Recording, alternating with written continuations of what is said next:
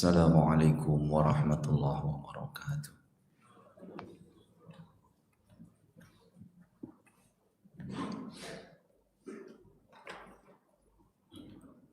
Alhamdulillah, nahmaduhu wa nasta'inuhu wa nastaghfiruh wa na'udzu billahi min shururi anfusina wa sayyiati a'malina.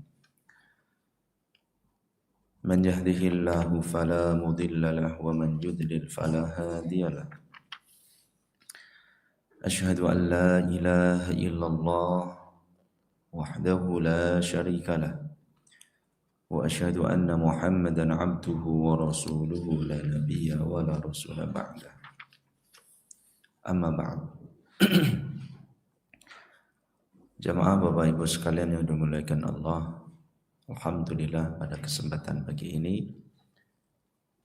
kita masih bisa melanjutkan kembali kajian kita, yaitu pembacaan kitab Al-'Umdatu fi Syarhil 'Umdah yang ditulis oleh Al-'Allamah Al-Imam Bahauddin Abdurrahman Ibn Ibrahim Al-Maqdisi rahimahullah. Pada kesempatan pagi ini kita akan memasuki bab yang baru, wa hadzal bab yu'tabar min ashabil abwabil fiqh 'inda al-fuqaha. Sebagian ulama, sebagian ahli fikih menyebutkan bahwa bab ini termasuk di antara bab yang tersulit. Lagi-lagi karena terkait perempuan, ya. Ada celotehan, ya, apa istilahnya itu? Kalau cerita lah, kurang lebih seperti itu, dari lisan ke lisan gitu.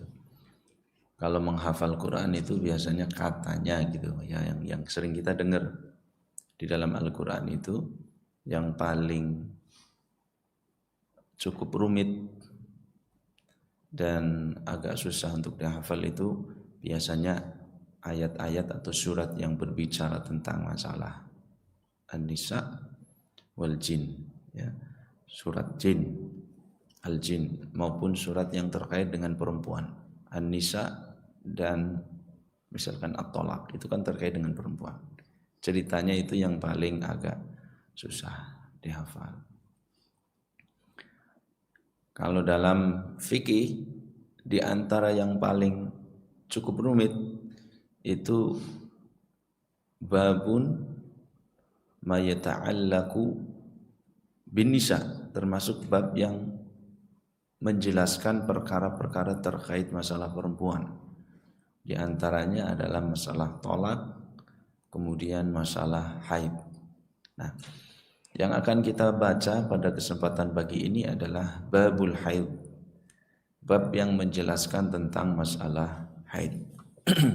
Ya, kalau kita baca beberapa literatur disebutkan bahwa hadza min ashabil abwabil fiqh 'indal fuqaha. Bahkan ada satu yang menyebutkan bahwa Ibnul Qayyim sendiri rahimahullah menjelaskan panjang lebar tentang masalah tolak itu bisa masalah haid itu bisa 100 halaman, ya. 100 halaman. Kurang lebih 100 halaman.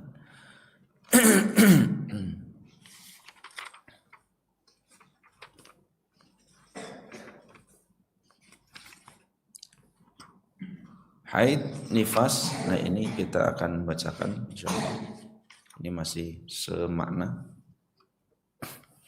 Kita mulai, bismillahirrahmanirrahim. Qala al-musannifu rahimahullah, babul haid.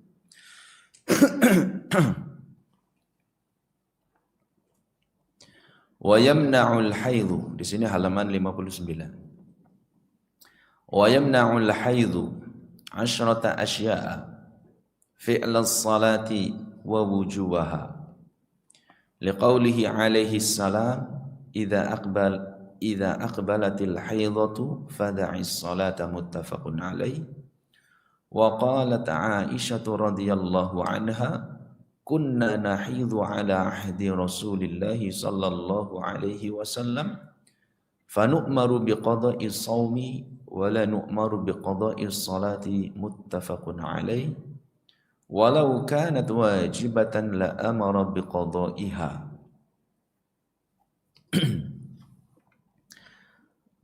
Bab yang menjelaskan tentang haid, ya, meskipun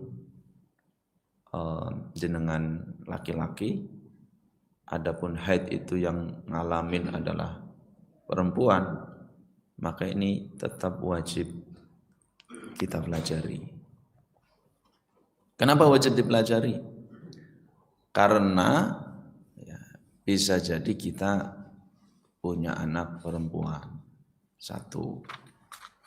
Yang kedua, kalau yang belum menikah, sudah menikah semua ya, udah kan ya.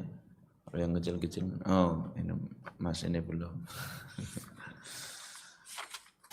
Kalau yang belum menikah, nanti kan pasangannya perempuan. Itu. Berarti istrinya kan haid. Nanti kalau nikah itu dihitung. Kalau tradisi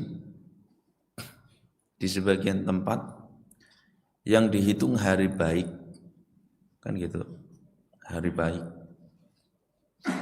supaya terhindar dari hari sial. Nanti yang belum nikah itu ngitungnya bukan dari aspek itu, ya. Kira-kira pas hari akadnya itu hari calon istrinya setelah menikah menjadi istrinya itu pas lagi haid atau tidak haid. Nah gitu. Wis akad awan-awan jam 10 qabiltu nikaha wa tazwijaha. Saya mas, aku lagi haid. Waduh, mungkin terjadi? Mungkin. Aku dewek sing ngalami. Aku bojo pas awan akad wengine lagi haid. Ya wis. Ngenteni mbok. Ya. Ya Mas Sidik, mau dihitung bukan ngitung kitina baik. Nek ketemu menurut kita primbon ki ora pas ke. Bukan itu maksudnya. Saya ngitung men bojoku ki anu pas lagi haid apa ora haid gue. Nah, kan dulu saya enggak tahu. Oh iya ya, ternyata benar juga perlu dihitung itu. Nah, jenengan Mas kepriwe wingi? Iya. Lho kok padha bae.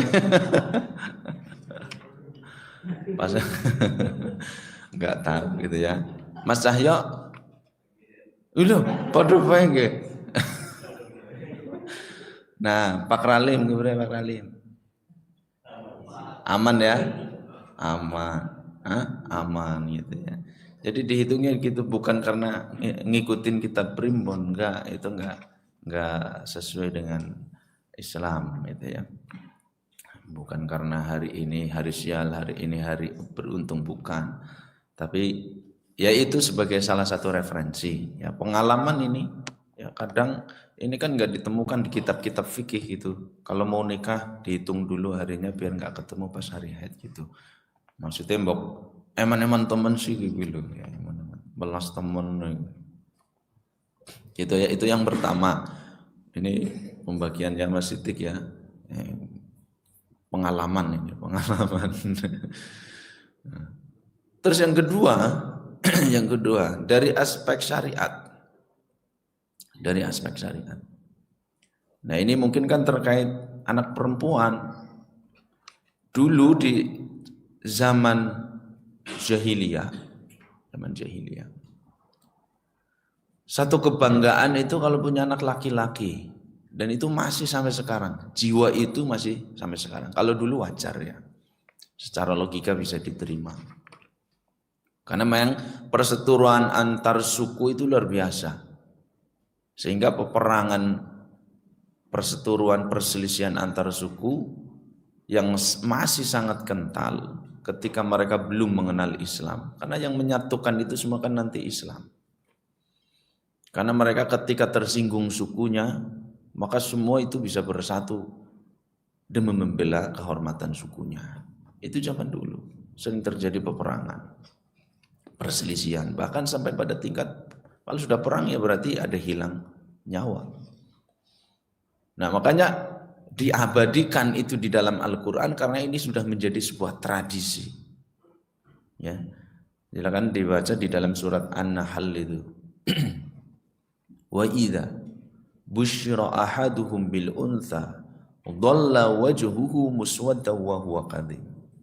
Jika disampaikan kabar gembira, ya, kabar gembira, lahirnya seorang anak perempuan, wa idza busyira ahaduhum bil untha dhalla wajhuhu, maka marah itu mukanya, ya, mukanya memerah, muswaddan, merah menghitam.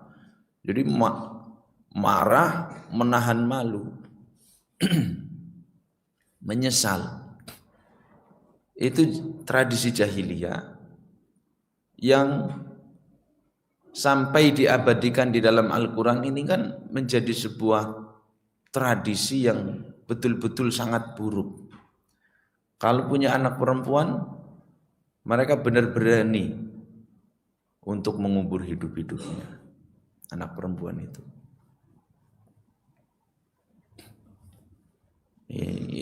Ini sudah masyhur ya, kalau kita baca kitab-kitab sejarah yang terkait zaman sebelum lahirnya Nabi Muhammad SAW,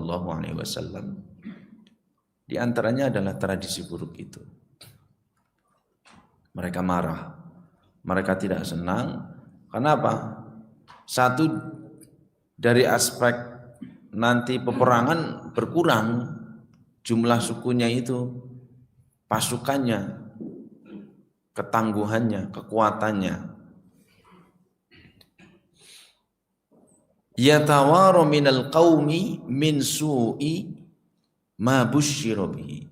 Sehingga kemudian mereka bersembunyi tatkala ada berita tentang kelahiran seorang anak perempuan dari istrinya. Ya, ini kan berarti nggak bisa bayangin ya. Saya pribadi nggak bisa bayangin kayak apa gitu ya. Kayak apa. Apalagi sebagai seorang istri. Bayangannya seperti apa gitu loh. Karena zaman dulu kan belum ada namanya USG. Belum ada. Sekarang kan sudah bisa dicek USG. Wah, ini gendernya laki-laki. Ini kemungkinan besar perempuan tuh dilihat. Bisa sekarang. Canggih kan? Zaman dulu belum. Jadi satu momen ketika seorang istri ingin melahirkan itu satu hal, momen yang sangat menarik, yang sangat ditunggu-tunggu. Antara bangga, antara nanti marah, malu. Gitu kan? Jadi betul-betul itu satu waktu yang sangat genting, yang sangat ditunggu-tunggu. Brojol, waduh, itu. Gitu ya. Dulu malu sekali kayak gitu. Sampai kemudian ada cerita dibunuh dalam keadaan hidup-hidup, dikubur dalam keadaan hidup-hidup. Ya. Bi ayyi dzambin su'ilat, dalam juz 30 itu kan. Surat At-Takwir. Jadi dosa apa mereka kemudian sampai dikubur hidup-hidup seperti itu? Ya karena mereka menanggung malu yang luar biasa. Nah, kemudian datanglah Islam, kemudian memberikan satu motivasi yang sangat luar biasa sehingga perseteruan antar suku kemudian menjadi hilang. Kenapa? Karena al-muslimu akhul muslim. Muslim yang satu dengan muslim yang lain adalah bersaudara. Jadi sudah hilang batas kesukuannya, batas rasnya hilang. Ya. Terikat dengan satu ikatan keimanan, ikatan yang paling kuat. Luar biasa ini. Makanya kemudian disebutkan dalam sebuah hadis di mana Nabi SAW ingin mengangkat derajat kaum perempuan. Disebutkan bahwa beliau sallallahu alaihi wasallam, kurang lebihnya redaksinya ya qala, bahwa man kana lahu salasu banatin, barang siapa yang dia memiliki 3 anak perempuan, fasabara alaihinna, lalu dia bersabar atas kepemilikan anak perempuan ini, wa at'amahunna, lalu dia kasih makan, wasaqahunna, dia kasih minum, wa addabahunna, dan dia didik anak perempuan ini. Artinya semua anaknya perempuan. Jadi ini dibangkitkan di dalam Islam. Beliau sallallahu alaihi wasallam bersabda demikian. Maka kata beliau sallallahu alaihi wasallam,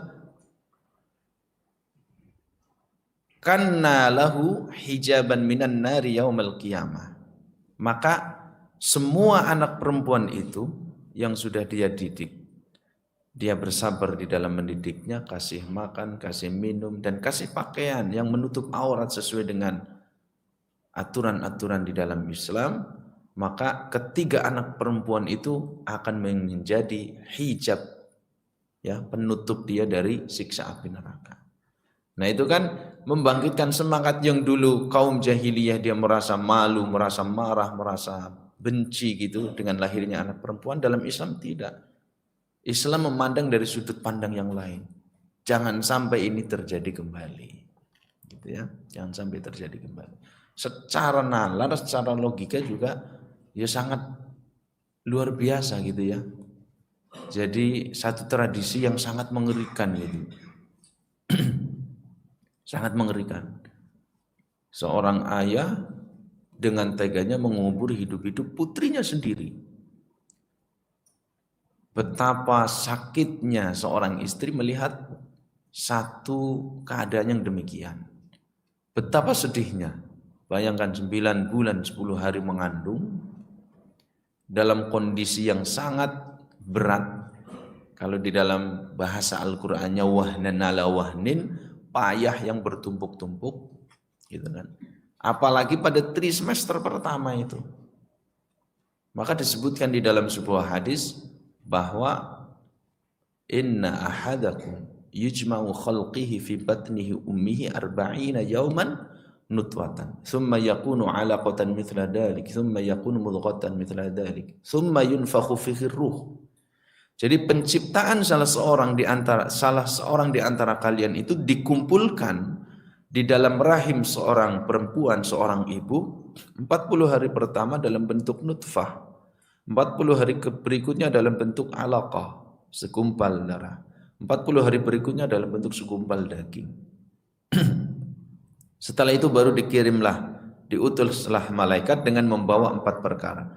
Bikat fi rizqihi wa ajalihi wa amalihi wasaqiyun aw sa'idun. Ditetapkan tentang ajalnya, ditetapkan tentang rizkinya, dia bahagia atau dia sengsara. Nah, dari hadis ini bisa kita cerna secara logika. Ya.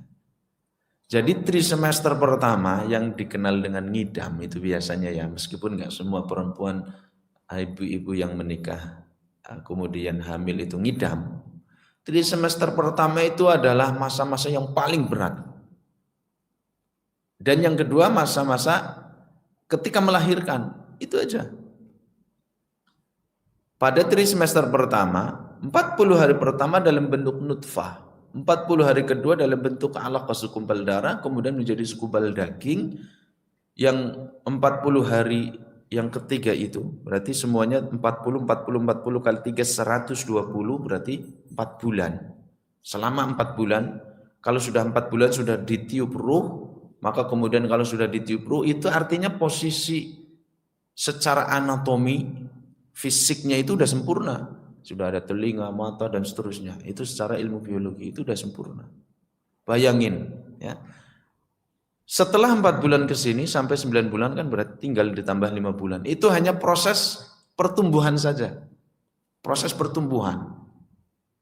Tapi proses penciptaan yang paling ekstrim itulah trimester pertama. Maka wajar kalau ada istilah ngidam, mabuk, muntah-muntah, pusing dan seterusnya. Yang pokoknya luar biasa lah, yang sudah menikah ngalamin itu ya.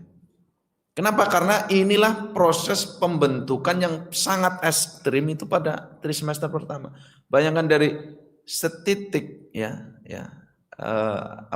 nutfah itu, air mani itu, kemudian bisa menjadi sebuah daging dengan susunan yang sangat kompleks, kompleksitas yang luar biasa. Ya mungkin dari ilmu itu ada susunan saraf, ada susunan ini. Nah setelah 4 bulan itu hanya berkembang saja, telinganya gedein, kemudian matanya, hanya terus menyempurnakan saja.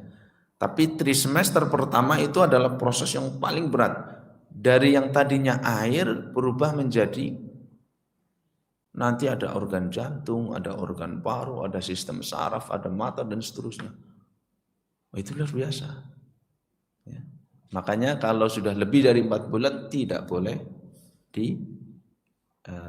artinya harus diurus sesuai dengan, kalau andainya misalkan terjadi keguguran harus diurus sesuai dengan Islam, bagaimana mengurus jenazah seperti itu. Dan kalau sudah 4 bulan kemudian secara ilmu medis didiagnosa, diduga mengalami kecacatan. Dan itu ada pertanyaan biasanya seperti itu. Apakah boleh digugurkan atau tidak? Nah itu ada yang berpendapat tidak boleh. Karena sudah ditiupkan ruh di dalamnya. Tidak boleh. Nah intinya kita kembali kepada tentang masalah perempuan tadi. Karena ini tentang babul haid, ini tentang masalah bab perempuan, bab wanita. Tapi meskipun kita laki-laki harus tahu. Karena bisa jadi punya anak perempuan, yang sudah pasti punya istri, ya perempuan. Gitu ya. Istrinya perempuan, maka harus tahu. Harus tahu. Jadi ini penting. Ya. Punya anak perempuan bukan sebuah aib dalam Islam, itu sebuah kemuliaan. Ya. Jadi diangkat oleh Islam. Barang siapa yang dia punya 3 anak perempuan, semuanya perempuan. Kemudian dia bersabar mendidiknya, kasih makan, kasih pakaian, kemudian dia mendidiknya, maka itu akan menjadi penghalang. Anak-anak perempuan itu akan menjadi penghalang bagi orang tuanya nanti pada hari kiamat. Dan secara umum anak perempuan juga anak masuk dalam kategori waladun sholihun yad'u lah. Anak waladun, bisa laki-laki bisa perempuan. Kalau dia dididik menjadi anak yang saleh, maka itu menjadi investasi yang akan terus mengalirkan pahala untuk orang tuanya. Itu di dalam Islam. Dan memiliki anak laki-laki maupun perempuan itu bukan ranah kita. Ya ini yang sangat unik ya. Itu di luar kemampuan kita. Makanya doa kalau kita ada kabar berita sanak saudara teman yang tentang kabar kelahiran, maka doanya apa? Yang diriwayatkan dari para salaf. Di antaranya adalah Allahumma barik. Saya agak lupa tadinya. Selain yang kedua kan biasanya doanya itu barakallahu laka wa barak fil mauhibi laka wa syakkartal wahib wa ruzqta birrah. Ya. Wa balagha asyuddahu wa ruzqta birrah. Ada yang lain doanya. Jadi yang saya hafal, yang saya tahu setidaknya ada 2. Yang warid, yang ada riwayatnya dari para salaf. Yang kedua itu Allahumma ja'alhu mubarakan alaika wa ala ummati Muhammad. Allahumma ja'alhu mubarakan alaika wa ala ummati Muhammad. Jadi ada 2 ya.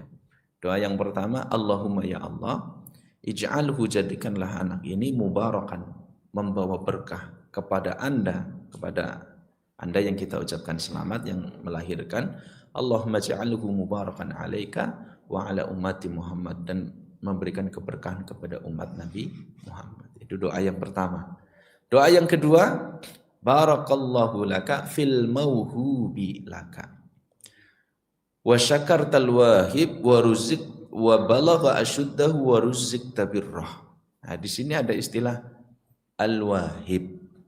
Dan anak di dalam doa ini diistilahkan dengan al-mauhub.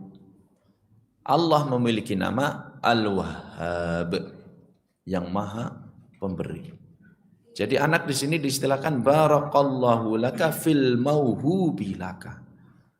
Semoga Allah memberikan keberkahan kepada al-mauhub ala wazni al-maf'ul. Gitu kan? Mauhub, maf'ul.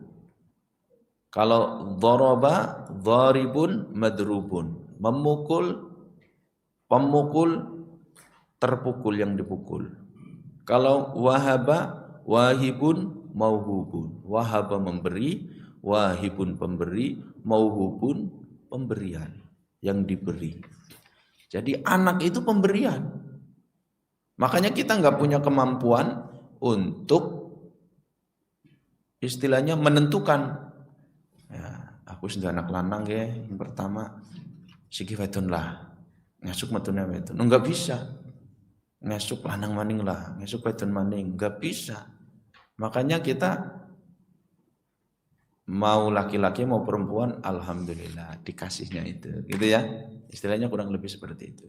Nah, itu ditegaskan oleh Allah Subhanahu wa taala di dalam surat apa? Asy-Syura atau apa itu? Lillahi mulkus samawati wal ard, yahabu liman yasha'u inathan wa yahabu liman yasha'u dzukur aw yuzawwijuhum dzukranan wa inathan aw yaj'aluhum aqima innahu alimun qadir. Allah lah yang memiliki kekuasaan di langit dan bumi. Dia kasih kepada hambanya seorang anak perempuan.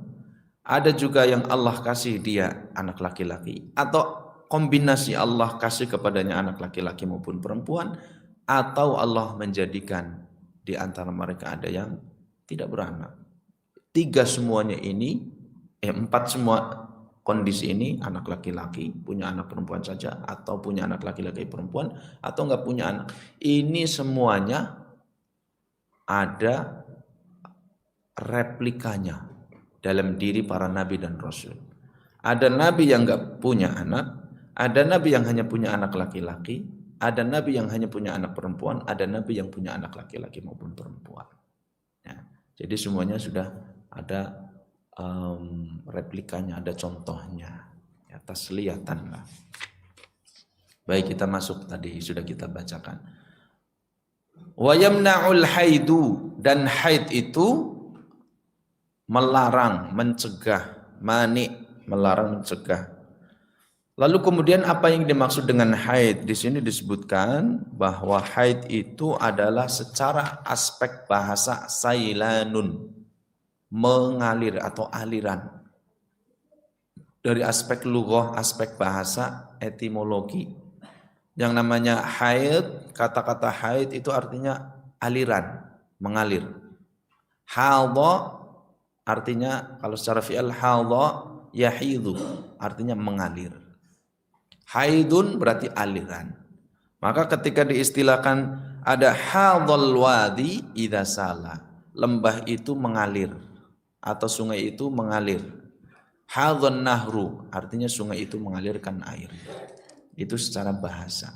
Adapun secara istilah syar'i, ya, dari aspek sudut pandang syariat, itu adalah damun tabi'atun yusibul mar'atu fi ayyamin ma'lumatin idza balaghat. Ya, itu istilahnya kurang lebih seperti itu. Dia itu adalah damun tabi'atun, darah normal, darah yang menjadi tabiat yang ada dalam diri seorang perempuan. Ya. Jadi darah haid itu normal, darah yang wajar, darah yang Ada, pasti ada dalam satu siklus kehidupan seorang perempuan. Itu darah yang sudah menjadi tabi'i, darah apa ya, yang Allah ciptakan memang itu wajar untuk perempuan. Artinya justru kalau ada seorang perempuan, seorang wanita tidak haid, itu justru nggak wajar. Kalau punya anak perempuan, nah kamu sudah berapa sekarang usianya? Sudah 23 tahun lagi kuliah, ayah. Udah haid belum? Belum. Wah ini tanda tanya. Kok bisa anak itu nurung haid? Ya, tanda tanya, berarti itu ada penyakit. Ada penyakit. Atau ditengok, lu kok malah lanang. Ya karena mungkin ayahnya nggak pernah mandiin atau apa gitu ya, ayahnya sibuk. Karena ada kasus Bapak Ibu sekalian, ya. Istrinya hamil, dia kerja di mana gitu kan? Kerja. Taunya nitip benih aja gitulah, tandur rok. Berbuat kerja atau 3 hari wis lahir. Ya, 3 hari wis lahir. 3 hari maning wis gede. Ya, gitu udah gede, nggak tahu laki-laki apa perempuan. Jadi, oh perempuan gitu ya, dia perempuan gitu. Karena hanya dari kabar aja nggak tahu, mungkin nggak pernah. Kalau zaman sekarang nggak pernah gantiin pampasnya lah, nggak pernah nyebokin lah gitu kan. Nah, nggak tahu. Nah, tahu-tahu sudah gede, sudah gede. Ada nggak Pak yang kayak gini? Ada, tahu-tahu anaknya sudah gede. Ada. Yang mbok-mbok ya gue. Sampai tuh kok rahet kepriwe sih? Ditilik lu kok malah lanang. Kayak zaman sekarang kan lagi beta kayak gitu ramai di mana-mana. Ini bahaya, ini bahaya. LGBT itu.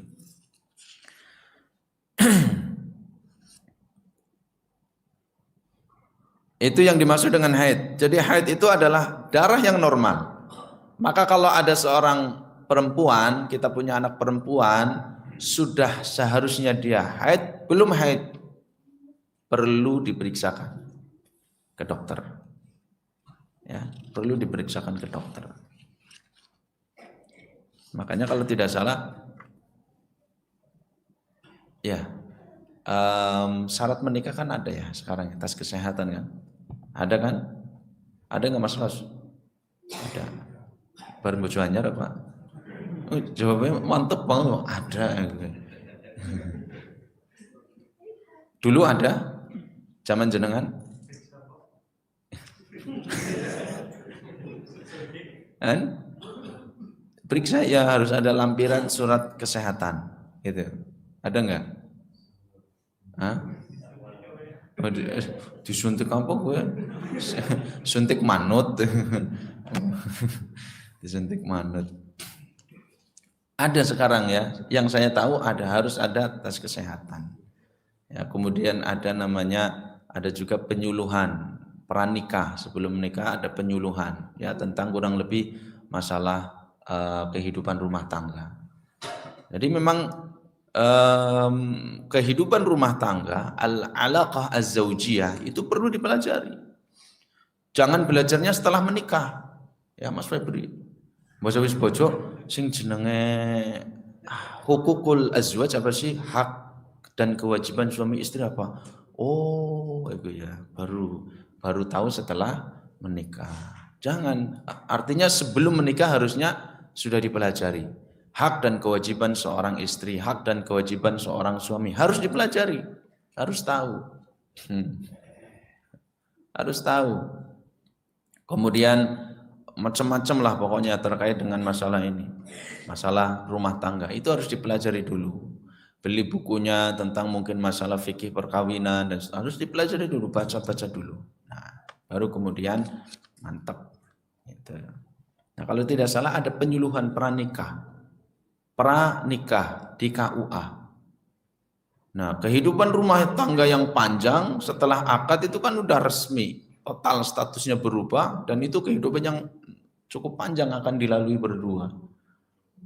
Masa hanya dipelajari satu pertemuan di KUA gitu ya, selesai? Tidak. Jadi ini harus kita rajin juga baca sendiri. Saya masih ingat, saya sebelum nikah, meskipun ya sudah belajar di mana? Di MAIS ada pelajaran babun nikah. Bab fikih kan. Libya masuk lagi di situ ada pelajaran lagi fikih, kemudian tafsir. Ada pelajaran itu. Pas mau nikah, saya pinjam buku namanya fikih berkah. Bukunya masih ada, belum tak kembaliin malah bukunya. Udah berapa? Hampir 10 tahun kayaknya ya. Saya pelajari dulu mana yang boleh, hak dan kewajibannya dan seterusnya. Ya, termasuk walimah dan seterusnya pelajari dulu. Karena buku kakak saya tak pinjam tapi belum tak balikin. Ya, itu ada. Buku terjemahan. Ya, buku terjemahan. Kalau bahasa Arab kan mungkin agak lama bacanya gitu. Terjemahan kan langsung tek tek tek tek, langsung terserap gitu ya, lebih cepat lah. Sekarang lebih simpel lagi ya, lebih simpel lagi ya. Mas Febri kalau udah siap madep mantep ya kan. Nah, siap madep mantep pokoknya ya udah sekarang sudah searching Google, tanya Syekh Google, Mbah Google gitu kan. Nah, yang pertama apa syarat-syaratnya, apa kewajibannya dan seterusnya. Baca sambil tiduran, kaum rebahan kan gitu sekarang. Sambil baca gitu ya. Oh iya ada tambahan-tambahan pengetahuan gitu. Jadi sekarang untuk menambah pengetahuan itu banyak cara di antaranya dengan membaca. Nah, sekarang simpel sekali membaca. Beda dengan baca kitab, baca buku itu cukup ya, biasanya dapat 1 halaman, 2 halaman gitu ya. Udah mulai kok sepet teman meripate ya gitu ya. Sepet banget ya. Biasanya kayak gitu kalau baca buku. Apalagi kalau bukunya udah tebel-tebel ya. Saya yang pinjem tentang buku fikih perkawinan itu tebelnya segini. Itu kitab terjemahan, bukan karangan orang Indonesia. Terjemahan, kitabnya segini tebal. Mana yang boleh, mana yang nggak boleh tebal. Itu membacanya ya sepet kalau banyak ya. Tapi kalau baca HP kan enggak gitu ya. Rata-rata sepet orang anak baca HP. Enggak kan? Enggak sepet kalau lihat HP, enggak sepet. Tahu-tahu oh rata-rata siki wis burem ya nek deleng gitu ya.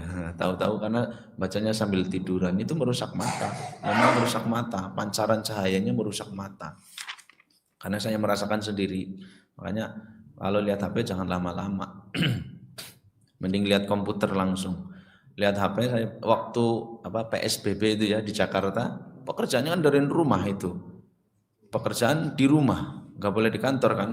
Adanya namanya WFH, work from house itu, WFH, kebijakannya seperti itu dari pusat. Ya udah kerjanya di rumah. Di rumah kan bisa sambil tiduran, sambil ngemil, sambil guling-guling gitu kan, sambil ngomong anak dan seterusnya. Bisa. Belum mandi jam 10 aja belum mandi masih bisa ngerjain pekerjaan kantor gitu kan. Coba kalau di kantor sambil guling-guling, bantal kan nggak boleh. Ya, harus seragam rapi dan seterusnya nggak boleh. Itu berapa bulan itu? Burem matanya. Lihat itu benda itu menjadi kacau.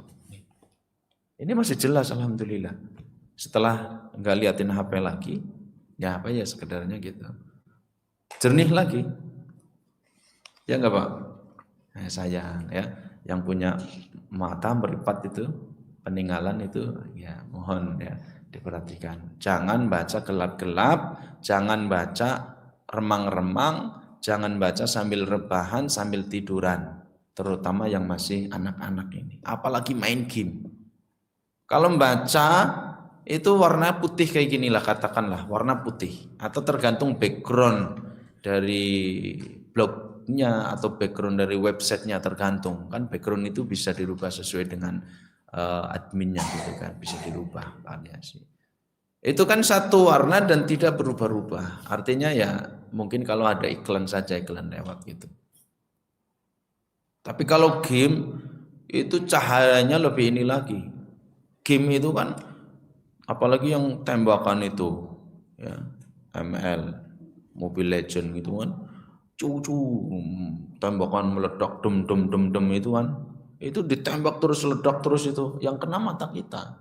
Ya, jadi yang anak-anak kecil itu kalau bisa nggak usah ngegame lah, ya nggak usah ngegame, mainan pasir sama lumpur aja, Ya sesekali boleh lah. Tapi kalau sampai berjam-jam tiduran miring, kemudian rebahan kayak gini kan, sampai kalah dibanting dibantal gitu kan.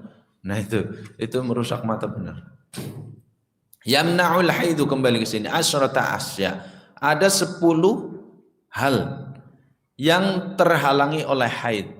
10 hal. Jadi ini di sini di kitab ini di madhab atau di fikih Hambali ini langsung disebutkan penghalangnya dulu. Jadi dia tidak menyebutkan nanti tentang apa itu haid, aqallul haidnya berapa, aksaruha muddatul aksar, kemudian waktu paling lama berapa dan hal-hal yang lain. Nah, di sini diawali dengan perkara-perkara yang terhalangi yang tidak boleh dilakukan ketika seorang haid. Nah, ini kan harus tahu seorang ayah, harus tahu seorang suami.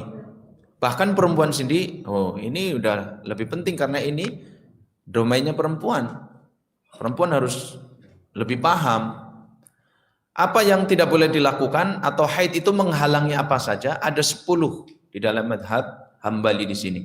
Yang pertama fi'las salati, yang kedua wa wujubaha, melakukan perbuatan sholat, yang kedua menghalangi kewajiban sholat. Beda. Apa bedanya? Fi'las sholat, fi'l itu kan perbuatan. Jadi zat sholatnya sendiri, perbuatan sholat sendiri yang terdiri dari ada ruku, ada sujud, kemudian ada i'tidal, ada tasyahud awal, tasyahud akhir. Itu fi'las sholat, perbuatan sholat. Apa ya bahasanya? Perbuatan sholat. Apa sih kira-kira?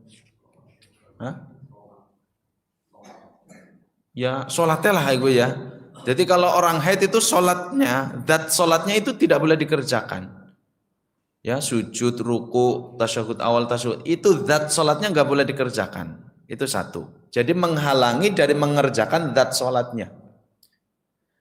Saya ulangi, dengan keluarnya darah haid, maka otomatis fi'las sholatnya, perbuatan sholat itu, ya, aktivitas sholatnya itu hukumnya tidak boleh. Artinya haid ini menjadi pencegah, penghalang seseorang itu melakukan perbuatan sholat, aktivitas sholat. Itu yang pertama. Yang kedua, menghalangi kewajiban sholat. Nah, itu kewajiban berarti status orang yang haid. Kewajiban dia terhalangi dari sholat. Maksudnya apa?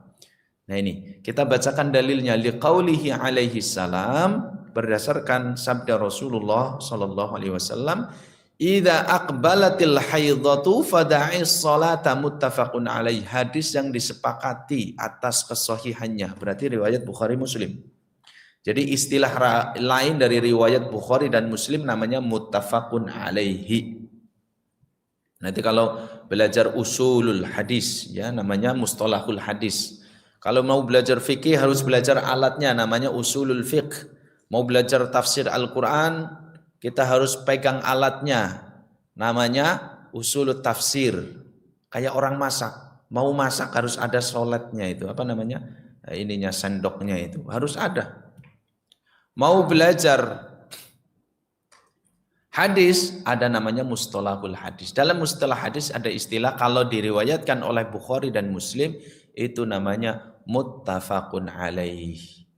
Ya, hadis yang tersepakati atasnya, artinya Bukhari dan Muslim sepakat atas kesahihan hadis ini. Di riwayat Bukhari berarti ada disebutkan, di riwayat Muslim berarti ada dengan jalur rijalnya sendiri-sendiri, ruwatnya sendiri-sendiri. Apa hadisnya? Yaitu beliau sallallahu alaihi wasallam bersabda, jika idza aqbalatil haidatu, haid itu akbalat. Jadi fa'ilnya di sini siapa? Haid, haidatu atau haidu. Ya sama. Secara lughah di sini kalimatnya kalimat perempuan, kata perempuan karena diakhiri dengan ta marbutah. Jadi bisa kita katakan haidu atau haidatu.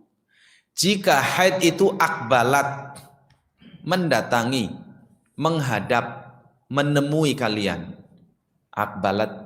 Maksudnya apa? Karena orang haid itu bukan ditentukan oleh dirinya sendiri. Tiba-tiba, loh kok metu? Oh ini haid. Nah nanti ada penjelasan itu mungkin agak rumit juga nanti. Namanya al-mubtadi'atu. Mubtadi'ah. Mubtadi. Nah, kalau yang belajar bahasa Arab ada namanya mubtada. Masih ingat Mas Ros? Benar. Mubtada khobar. Apa itu mubtada? Ya kelalen apa pun ora tekawa. Mas Ralim, aku ora mangkat apa morning talk ini mubtada. Jadi Mas Ralim kalau ketemu itu, ayo letat, kita belajar bahasa Arab lagi, mulai dari nol.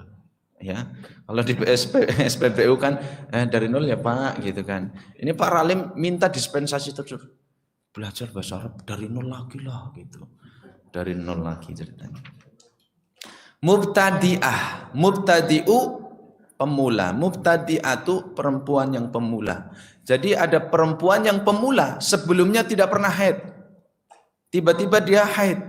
Nah, apakah betul-betul haid atau darah apa gitu? Namanya mubtadi'ah. Pertama kali dia melihat darah, maka perempuan itu disebut mubtadi'ah. Nah, nanti yang anaknya putrinya sudah kelas 4, kelas 5, kelas 6. Coba nanti perhatikan. Mubtadi'ah itu awal-awal haid itu mubtadi'ah. Ya. Itu ada pembahasan tersendiri, cukup rumit dan cukup panjang itu. Ya, karena dia belum punya pengalaman satu tentang tamyiz, membedakan secara fisik ciri-ciri darah haid. Itu satu. Jadi belum bisa dipastikan apakah itu darah haid atau bukan. Yang kedua, dia belum memiliki siklus yang teratur. Nah, sehingga dia masih bingung apakah ini haid atau bukan. Ya nanti itu ya. Nah, jika haid itu menemui kalian, fada'i sholata, maka tinggalkanlah sholat, jangan sholat. Itu yang pertama, hadis yang pertama. Wa qalat Aisyah radhiyallahu anha, Aisyah radhiyallahu anha juga berkata, kunna nahidu ala ahdi Rasulillah sallallahu alaihi wasallam, kami mengalami haid pada masa Rasulullah sallallahu alaihi wasallam masih hidup. Fanu'maru biqada'i shaumi, kemudian kami diperintahkan untuk mengqadha puasa, wala nu'maru biqada'i sholati, namun kami tidak diperintahkan untuk mengqadha salat. Muttafaqun alaihi. Karena tadi kan kalau haid datang tinggalkan salat, enggak boleh salat. Tinggalkan puasa, enggak boleh puasa. Nah, di hadis Aisyah yang kedua ini kata Aisyah, kami itu hanya kalau haid, ya, kalau masa-masa siklus haid sedang datang, kami hanya diperintahkan untuk mengqadha salat, tapi tidak diperintahkan untuk mengqadha puasa. Kami hanya diperintahkan untuk mengqadha puasa, namun tidak diperintahkan untuk mengqadha salat. Muttafaqun alaih. Berapa menit lagi? 10 menit. 5 menit. Kita habiskan ya yang pertama aja lah.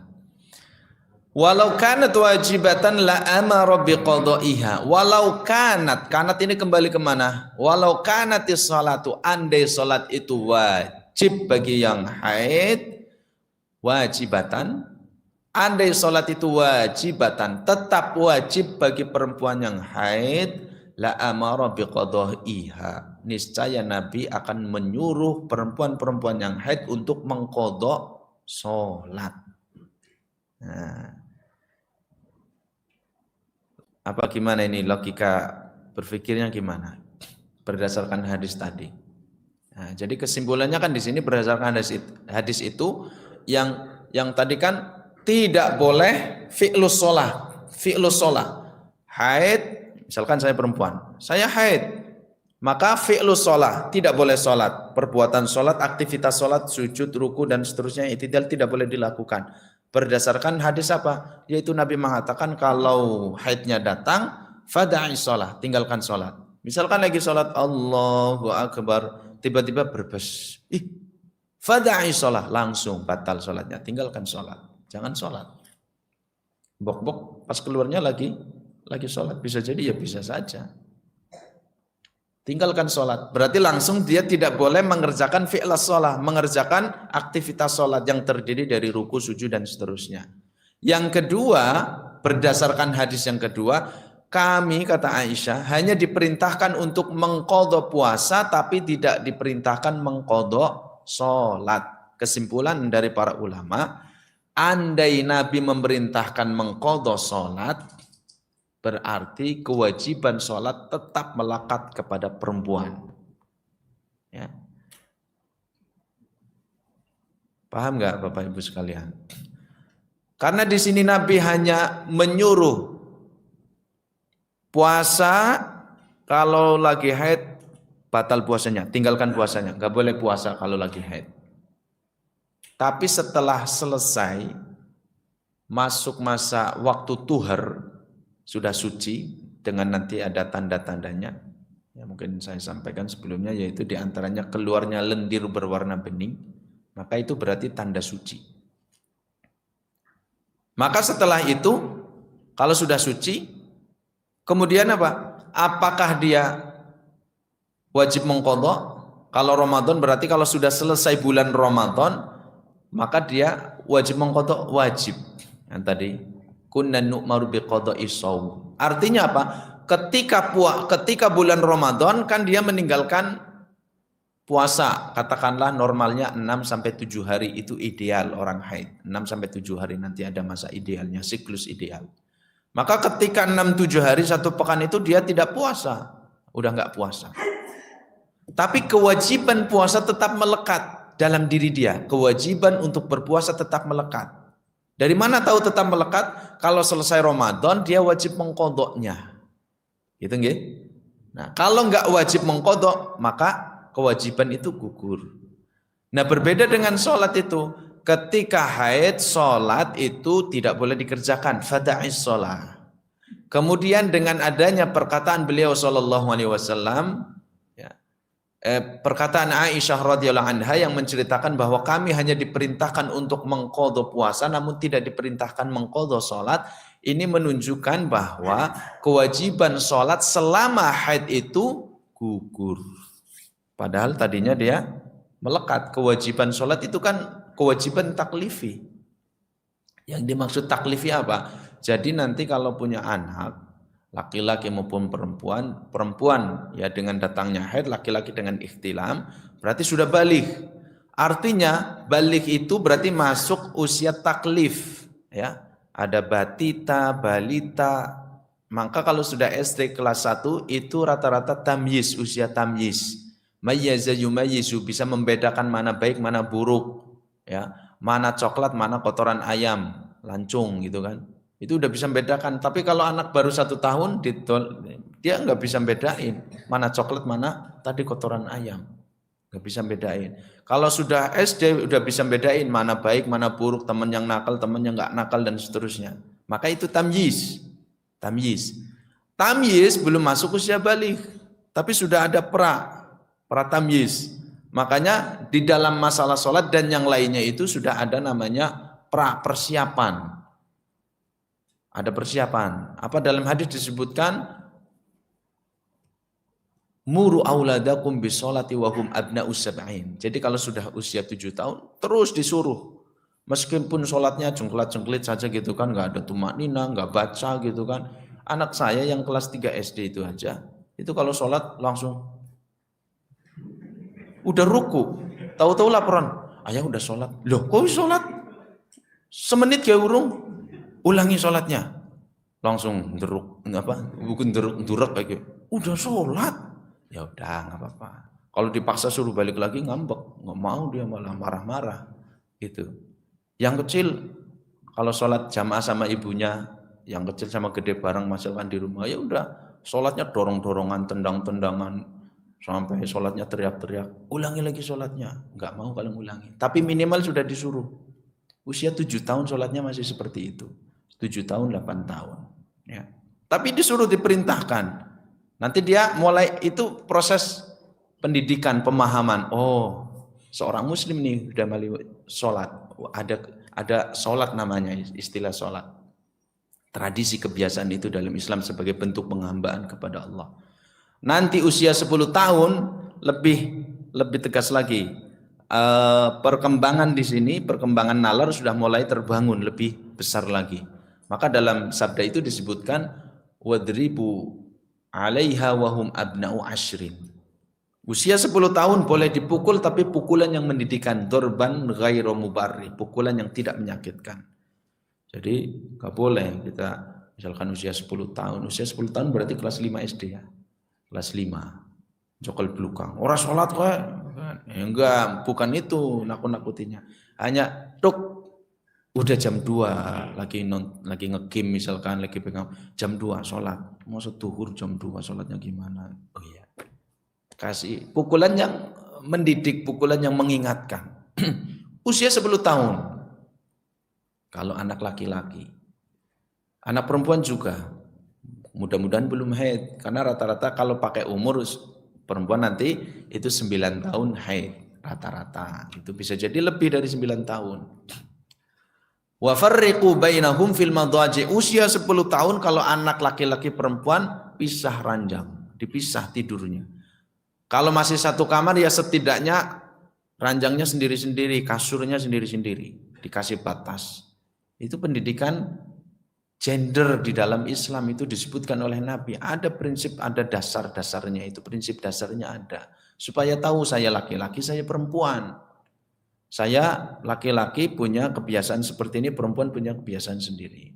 Nah itu harus dididik sejak awal.